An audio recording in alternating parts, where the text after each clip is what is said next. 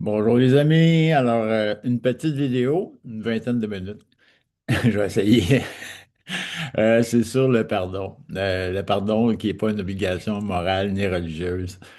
J'ai le goût de vous parler de moi parce que j'ai pas de doctorat en théologie, mais j'ai beaucoup cheminé au niveau ce qu'on appelle le pardon entre guillemets.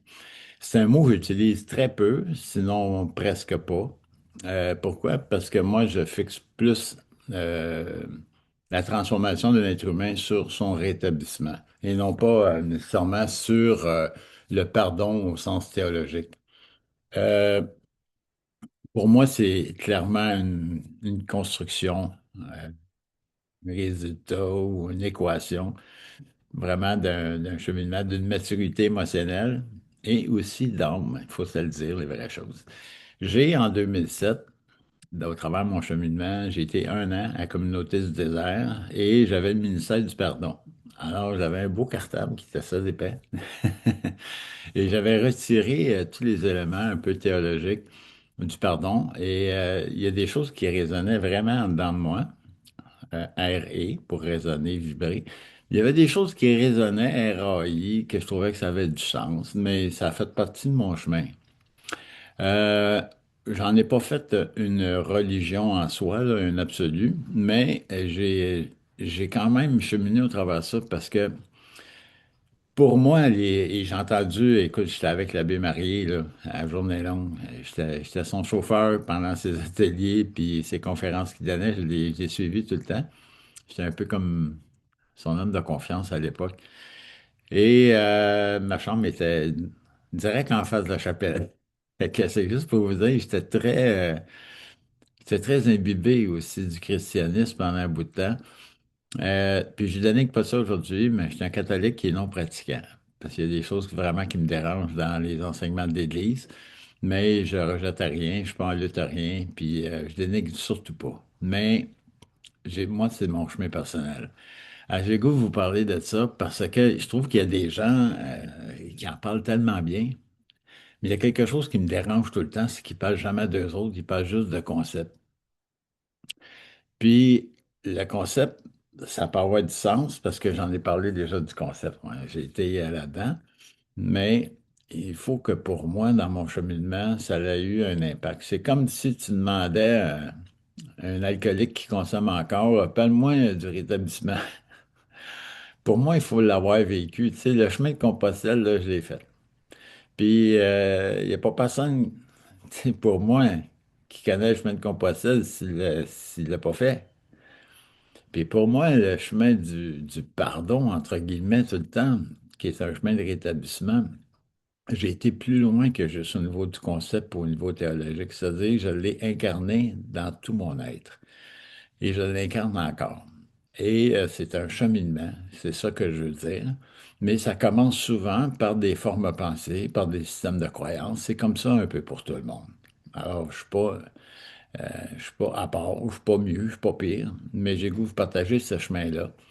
Et, euh, et pourquoi? Ben, je vais vous parler de mon expérience personnelle dans un deuxième temps, tu sais, mais pour moi, la meilleure position d'en parler, c'est quelqu'un qui va vraiment être capable de parler de lui avec humilité, tu sais, au travers son chemin. Pourquoi? Parce que on va l'appeler en psychologie le triangle de Cartman, là, tu sais, le bourreau, la victime, puis le sauveur. Des fois, on va l'appeler le persécuteur au lieu du bourreau, puis il y a des fois, on va l'appeler l'agresseur, puis il y a des fois, on peut l'appeler aussi offenseur, puis offensé. Moi, j'aime bien offenseur et offensé et sauveur dans cette dynamique-là, parce que ça banalise rien, mais ça dramatise pas non plus. Je pense que ça veut tout dire en même temps, parce que le degré d'offense, là, je suis pas en train d'être un juge qui va évaluer. Je suis en train juste d'être un observateur qui a une offense. Alors, dans un chemin comme offenseur, c'est sûr que c'est la meilleure posture pour être capable de parler d'un cheminement de rétablissement. Parce que comment tu veux parler du rétablissement si quelqu'un dénie ses problèmes personnels? Pas possible. Alors, pourquoi? Parce que quelqu'un peut en parler, là, du pardon au niveau théologique, là, j'ai rien contre ça, ça peut être super intéressant aussi. Ben, pour moi, tu sais, c'est l'expérience. C'est comme l'homme incarné, l'homme avec un H majuscule là, au sens générique, homme et femme, là. C'est l'homme pour moi qui est incarné, qui est vraiment qui va devenir une autorité qui est plus silencieuse, mais qui est réelle dans le quotidien. C'est-à-dire quelqu'un qui a transformé sa vie, qui a transcendé des choses dans sa vie. Et ça, pour moi, c'est le plus beau modèle de pardon. Parce que pour moi, le pardon, c'est une extension du rétablissement. C'est un mot que j'utilise très, très rarement. C'est un mot que j'essaie de ne pas utiliser dans ma vie. Pourquoi? Parce que il est intrinsèque au rétablissement. Parce que quelqu'un qui a commis une offense, on dit tout le temps, il faut plus que tu reproduises, par exemple, un geste qui est offensant, qui a causé vraiment beaucoup de tort à quelqu'un. C'est pas juste de plus reproduire le geste. Quelqu'un qui est en rétablissement, c'est inévitable, là. C'est un résultat de son rétablissement. Mais il va faire bien plus que juste ne pas reproduire le geste. Il va se rétablir. Il y a une transformation profonde, intégrale dans sa vie. Donc, c'est sûr que c'est plus rien qu'une parole. On le voit dans sa transformation, on le voit dans ses comportements, puis on le voit dans ses agissements. C'est comme j'ai dit déjà dans d'autres vidéos, là. Arrête de me parler de ce que tu sais, puis montre-moi ce que tu fais. Tu sais, pour moi, c'est ça le vrai rétablissement. J'ai eu une maison, un centre de rétablissement moi, pour alcooliques toxicomanes. Et j'étais formé aussi dans ce domaine-là et aussi au niveau de la relation d'aide. Et j'ai pu accompagner beaucoup d'offenseurs et d'offensés. Alors, moi, c'est à partir de ça qui était comme le début, si je veux, d'une prise de conscience. Qu'est-ce que c'est vraiment le pardon pour moi? Alors, c'est sûr que pour moi, c'est vraiment pas une obligation morale là, qui dépasse complètement la religion, mais c'est vraiment une construction qui va dépendre du niveau de maturité émotionnelle, puis aussi du niveau d'âme. Parce que pour moi, une âme qui s'incarne sur la terre, elle vient avec ses défis, avec ses enjeux, puis aussi avec des gens, souvent, qu'on croit à la réincarnation ou pas, mais avec des gens, souvent, qu'on aime puis qu'on peut blesser. D'ailleurs, si vous faites l'inventaire de votre vie, moi, j'ai fait la mienne, les gens que j'ai le plus blessés, c'est les gens que j'aimais le plus. C'est bizarre à dire, c'est fou parce que ça va être tellement à l'encontre de l'amour, évidemment. Alors, on vit dans un monde d'une troisième dimension, une troisième densité extrêmement polarisée, duale. Alors, c'est pas du tout surprenant. Alors, il ne faut pas être surpris de ça. Ça arrive souvent avec des personnes qui sont proches de nous, hein. Alors, on a appris à pardonner ou à pas pardonner comme on a un peu appris à juger. Il y a beaucoup d'injonctions, puis il y a beaucoup d'introjections qui sont liées à la faute d'autrui. Tu sais, puis on le voit beaucoup avec les réseaux sociaux. Tu sais, il y a des gestes où il y a des gestes où il y a des fautes, il y a des offenses qui sont commises, qui sont très marginales. C'est-à-dire qu'il y a beaucoup d'extrêmes. Alors, quand on va parler du pardon, la position un peu naturelle des gens, habituellement, ils vont plus être le juge. C'est-à-dire que ça, c'est pas pardonnable. Puis ça, c'est pardonnable. Puis moi, je dis pas de plus avoir le gros bon sens. C'est le fond ce que je suis en train de dire, c'est que imaginez-vous un instant que c'est votre enfant, ou peut-être vous-même. Donc, je trouve que pour la meilleure euh, posture à avoir, c'est une posture, je dirais pas de neutralité, parce que je ne sais pas si elle existe vraiment, mais au moins d'être observateur. Juste d'être observateur, puis de savoir aussi qu'intrinsèquement, on est constitué aussi d'être offenseur, d'être offensé et aussi de sauveur. Ça ne veut pas dire que je suis là-dedans à temps plein. Idéalement, ce serait de transformer puis transcender ces trois positions-là, mais c'est possible aussi d'y toucher de temps en temps. Alors, quand on regarde notre passé, dans notre passé, ben, évidemment, ce que j'étais il y a 30 ans, il y a 40 ans, il y a 20 ans, il y a 10 ans, même il y a 5 ans, c'est différent d'aujourd'hui. Alors, il faut s'imaginer que je suis pas du tout en même place aujourd'hui que je l'étais avant. Alors, si j'ai pas été capable de pardonner des choses avant, ça veut pas dire que je serais pas capable aujourd'hui de faire une démarche de rétablissement. Enlever le mot pardon, si c'est trop lourd, parce que ça se peut que vous allez rester et dire ça, c'est pas pardonnable, c'est puis qui mange de la merde, puis c'est le vieux calice, puis je veux rien savoir, puis j'ai refait ma vie, puis c'est bien correct. Parce que le non-pardon fait aussi partie du rétablissement.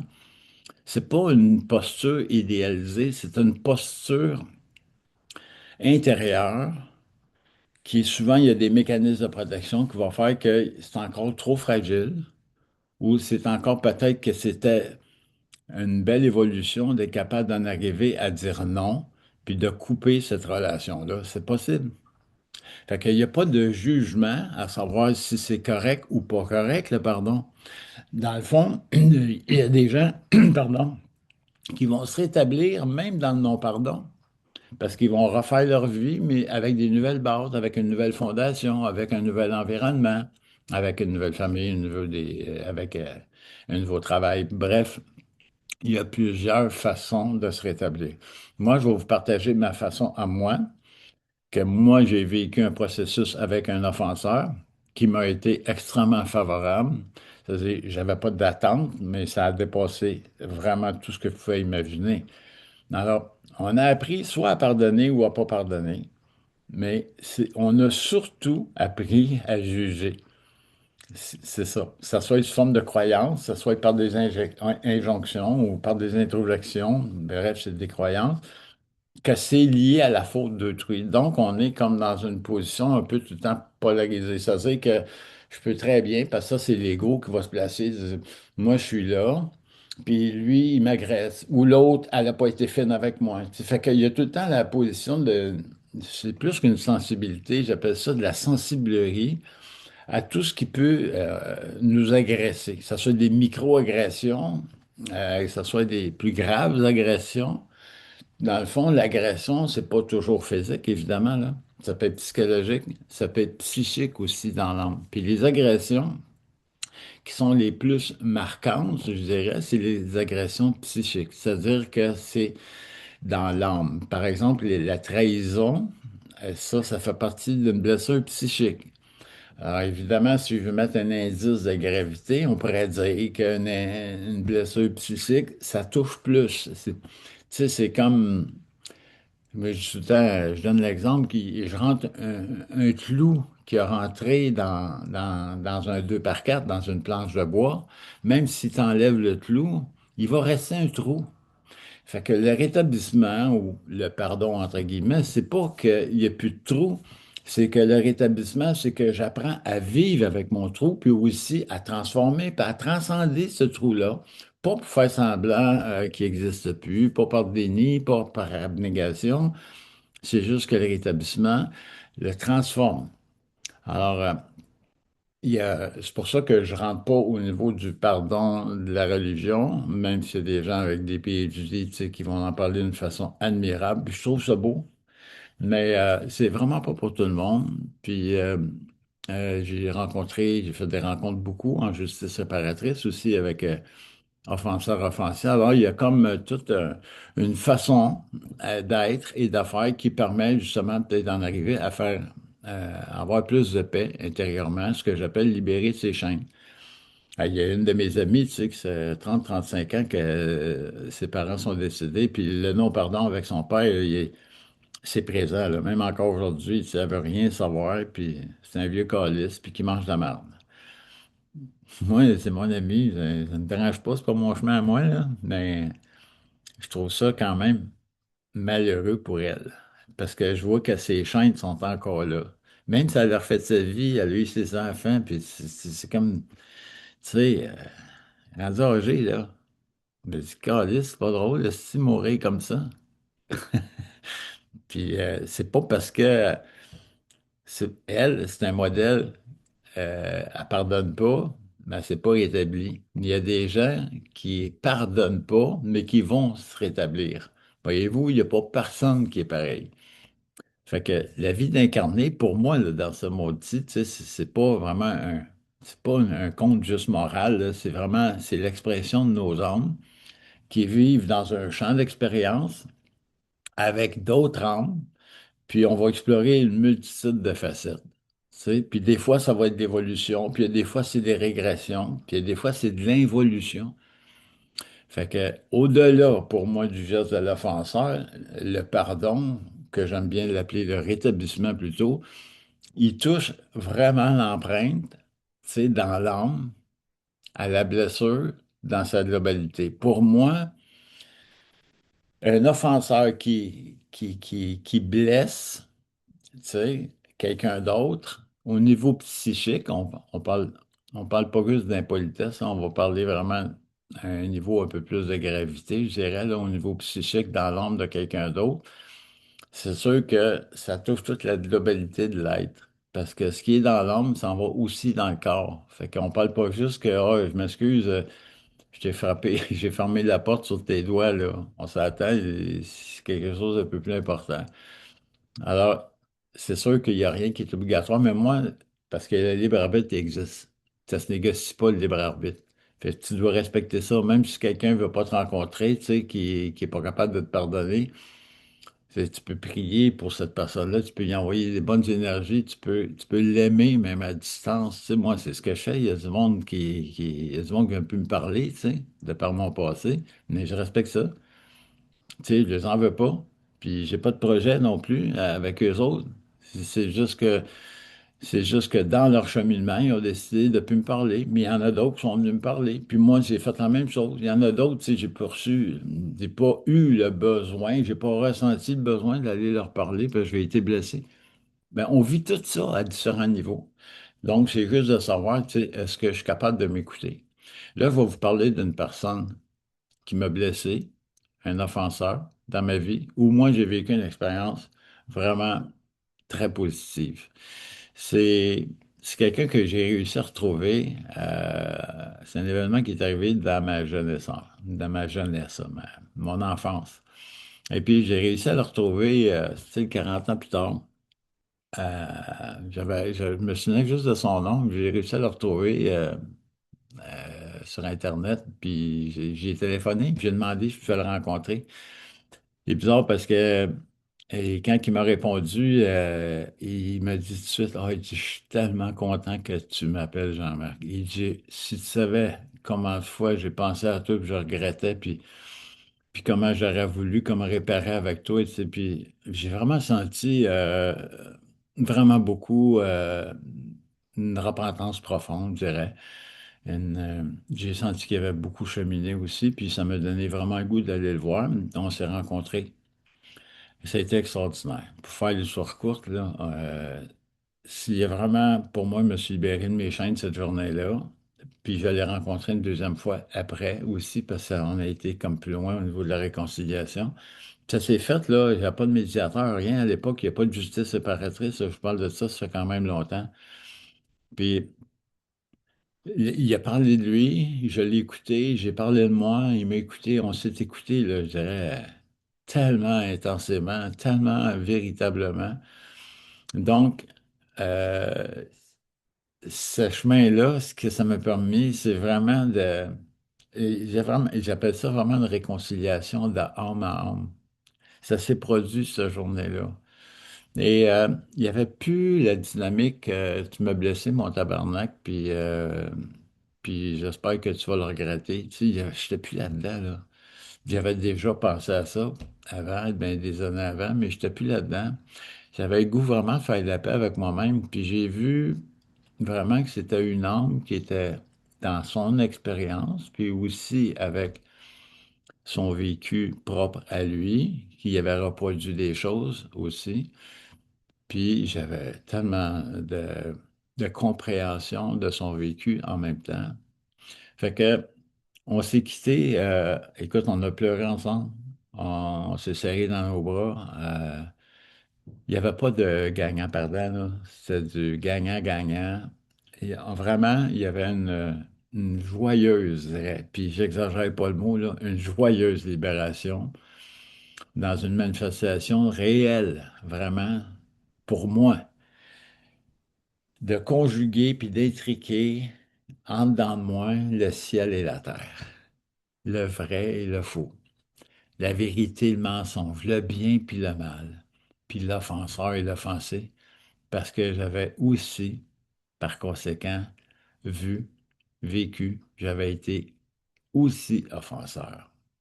C'est pour ça qu'au début, je vous parlais que la vision ou peut-être le meilleur moyen d'être un porteur de ce message-là, il faut parler de soi comme offenseur. Parce que sinon, on tombe dans notre tête. On va tomber dans plus de l'enseignement, plus dans des concepts, plus dans de la théologie. Je dis pas que c'est pas correct, mais moi, c'est pas mon dada. Moi, je suis vraiment on va parler plus de rétablissement. C'est pour ça que le pardon, pour moi, je mets le mot parce que c'est plus un attractif, là. Si parler de rétablissement, les gens vont penser juste tant que c'est de l'alcoolisme, de la toxicomanie ou toutes sortes de problèmes physiques. Mais non, il y a du rétablissement aussi par rapport à la psyché, par rapport à la psychologie, mais il y a du rétablissement partout dans notre vie. Dans le fond, on est sur un chemin de rétablissement. Alors, j'espère que ça peut mettre un petit peu de lumière, mais parler de soi puis de se voir plus aussi dans notre facette d'offenseur, ça nous donne tellement plus d'humilité puis beaucoup moins la gâchette facile sur le jugement après. Fait que, faut vous souhaiter une belle journée. J'espère que ça aura pu aider. Sinon, je vous dis à la prochaine. Au revoir.